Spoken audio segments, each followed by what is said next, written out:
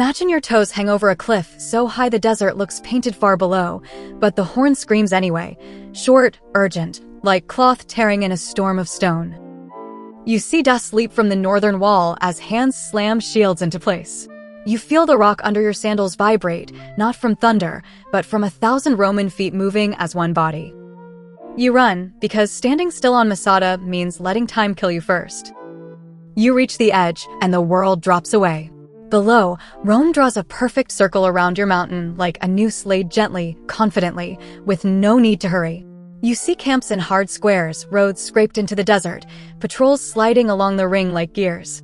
You taste bitterness, because water already comes by ration and fear already comes for free.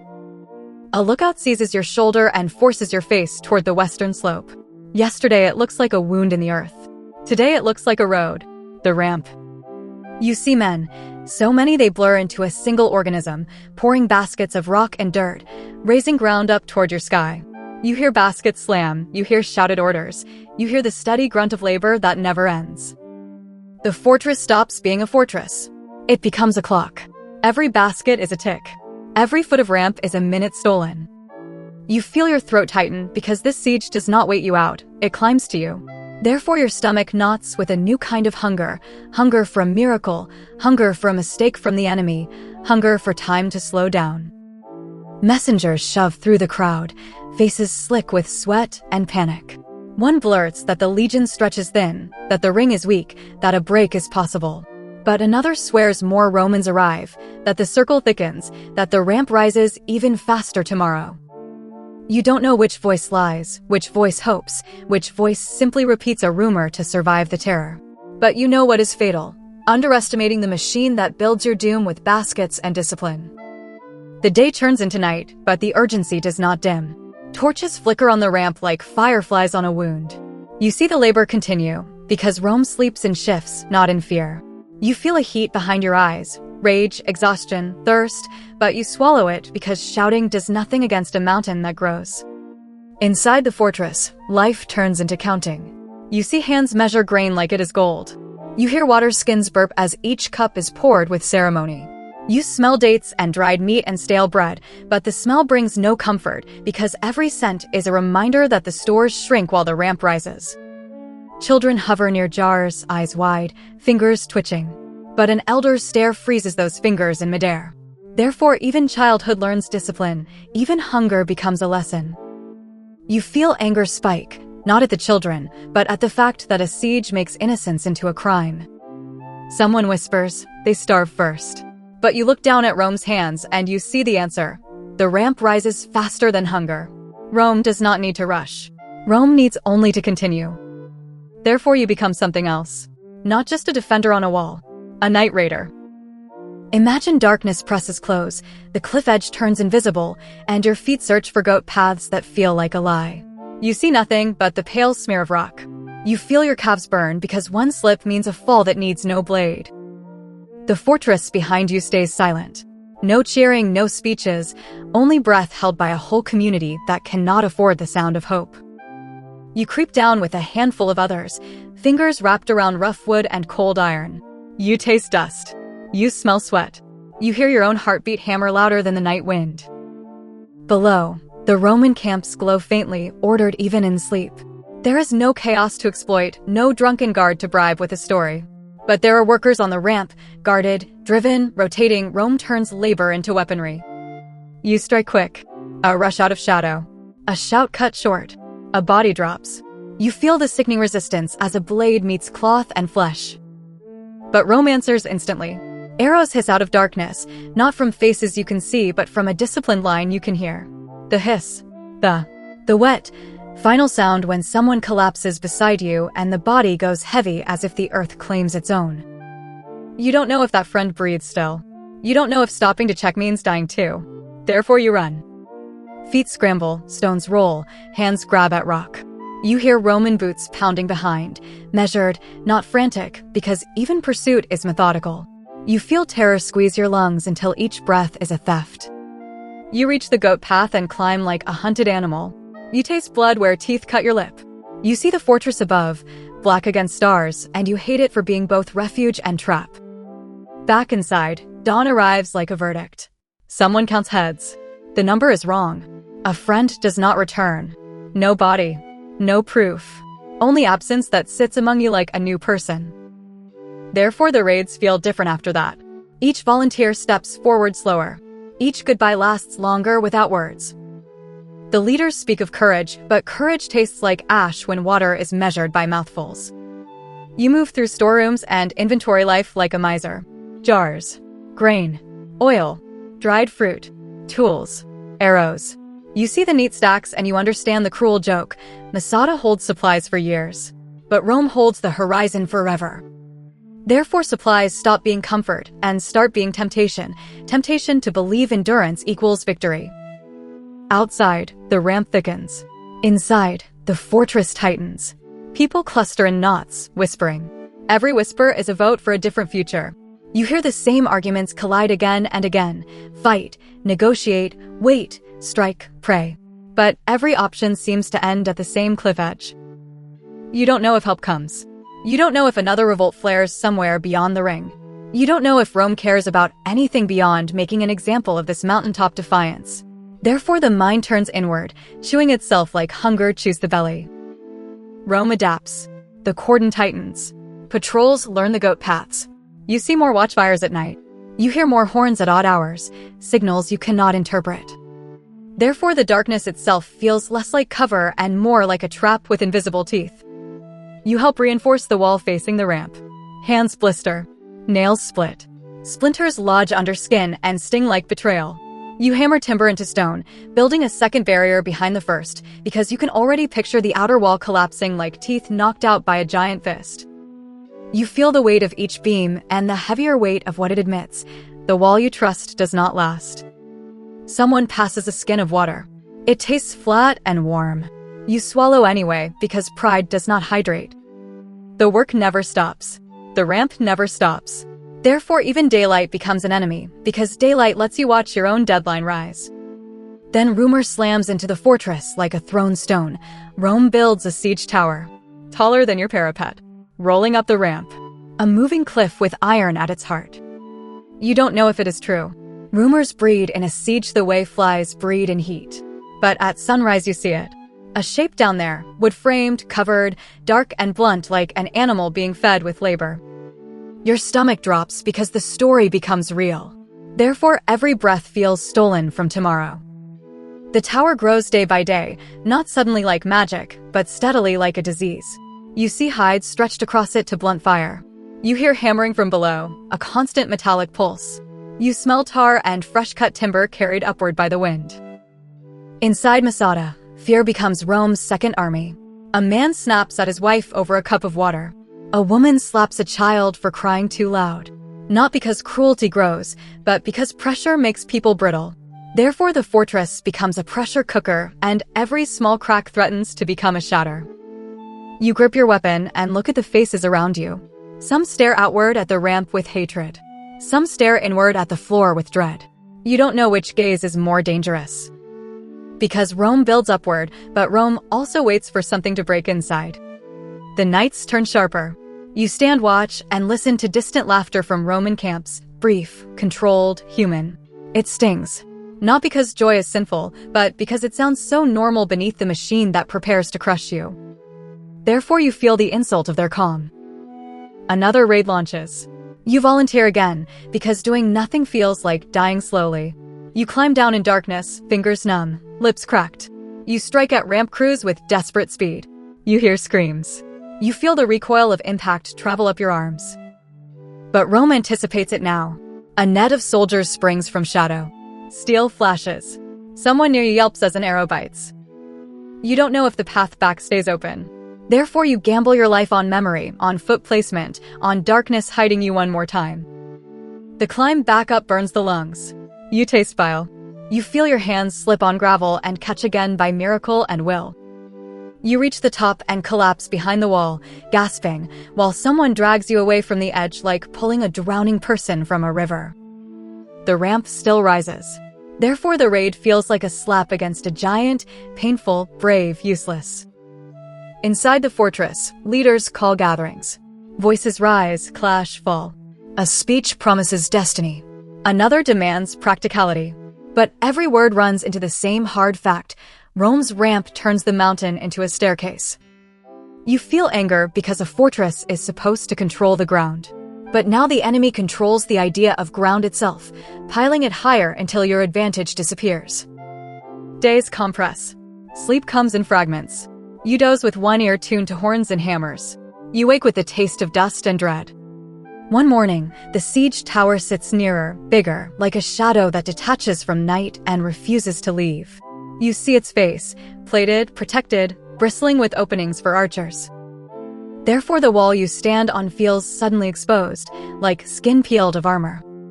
Arrows begin to test the air. Not a full storm yet, but probing shots. You hear the whistle. You hear the sharp crack as shafts hit stone. Someone yanks a splintered arrow from a beam and stares at it as if it carries a message: soon. You don't know the exact hour.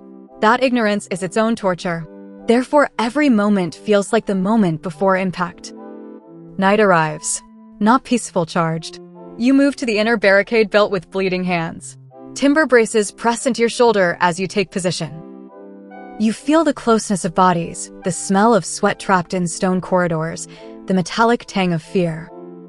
Somewhere outside, wood creaks, slow, patient, like a giant flexing its spine. Then the impact hits. The battering ram.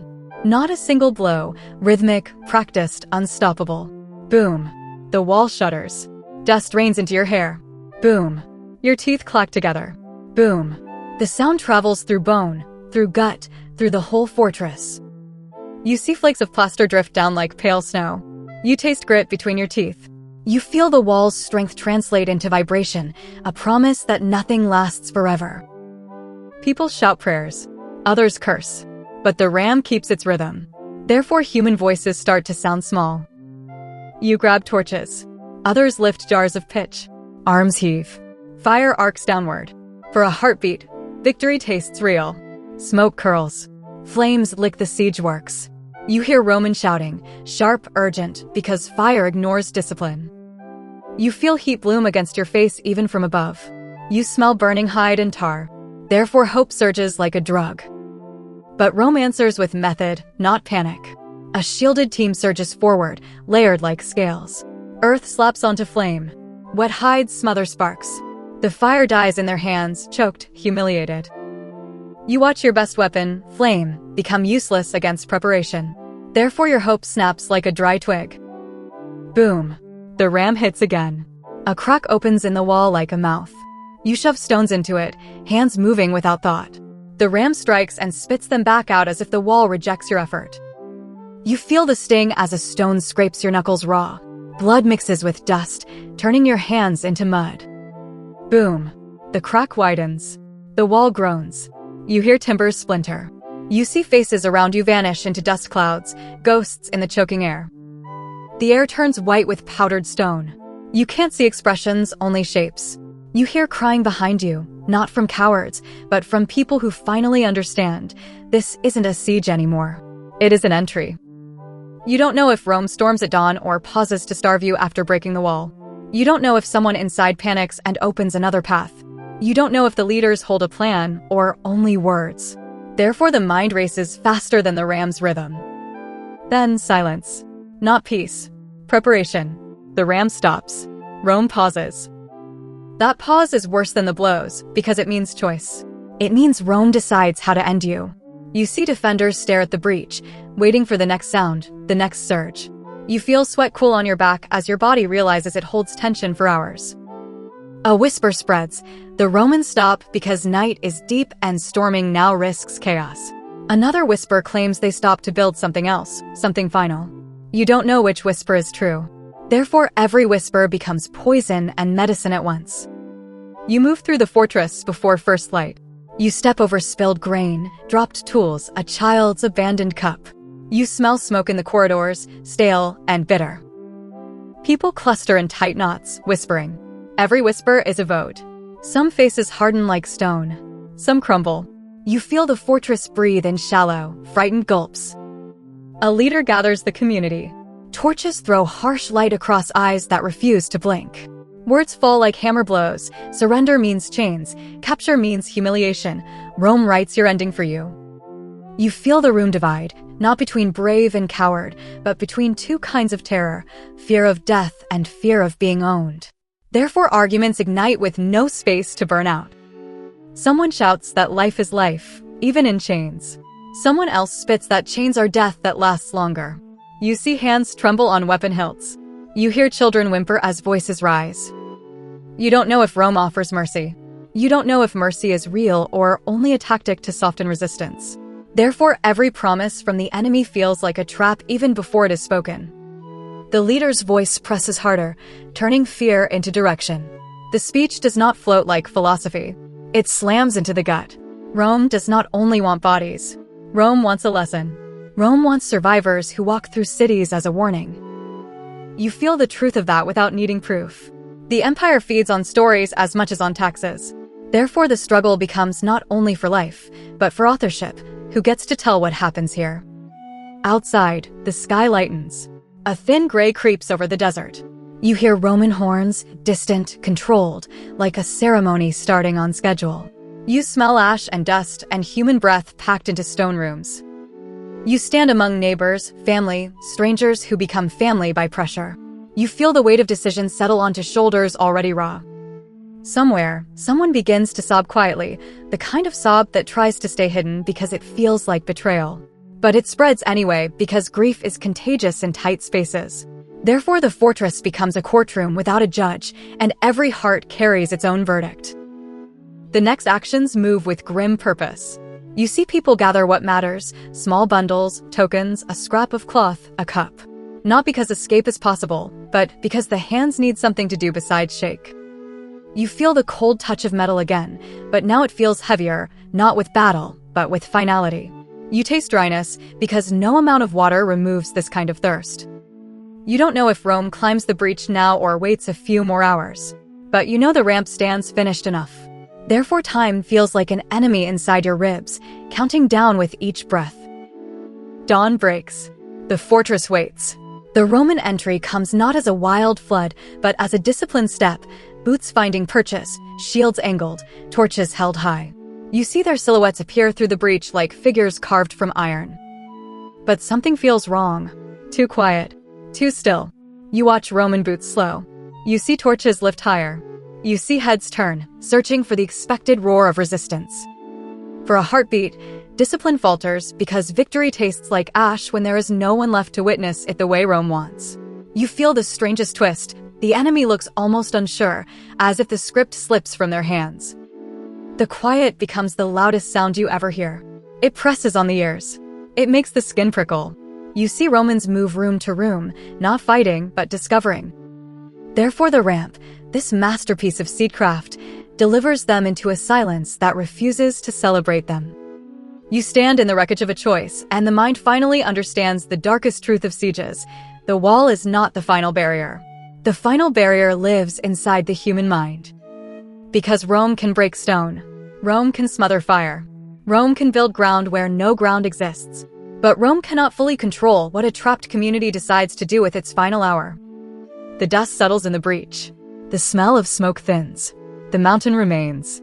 But something else changes, something invisible but permanent. The cost counts itself not in coins, not in speeches, but in the absence that fills rooms where voices should be. Verdict: Masada teaches that absolute power does not only conquer with swords. It conquers with time. It surrounds, it waits, it builds, it turns patience into a weapon until the trapped begin to fight each other in the mind. You feel the weight of that lesson because the ramp is not just dirt and rock.